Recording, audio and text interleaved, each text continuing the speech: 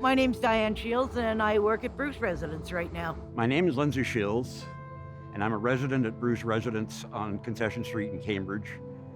And now I'm also an employee of the residence, working there at night.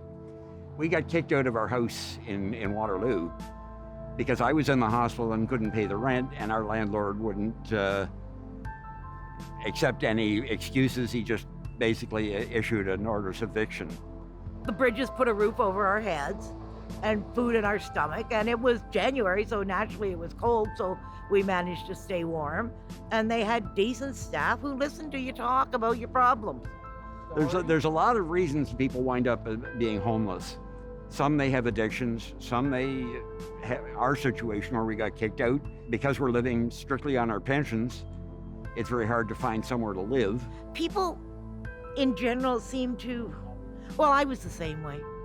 You kind of look down on everybody that's in these things, and you don't realize that, but there are people, the circumstances are just bad. Like in our case, we just got in bad circumstances, and without it, I don't know what we would have done.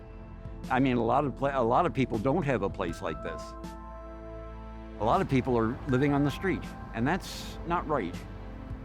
You know that's a problem when you've got whole buildings devoted to them.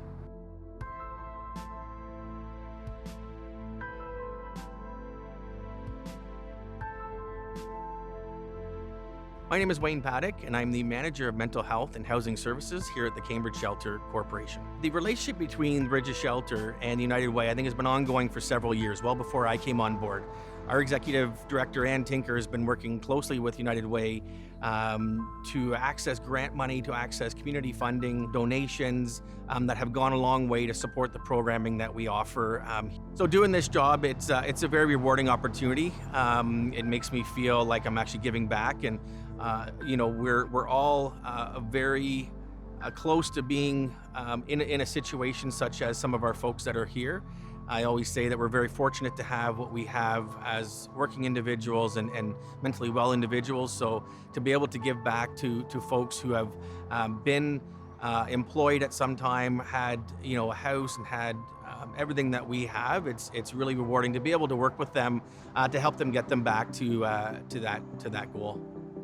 So I just ask that we continue to, have respect and dignity for the folks who are experiencing this right now, and that we can all work as a community to help move them forward back into a home.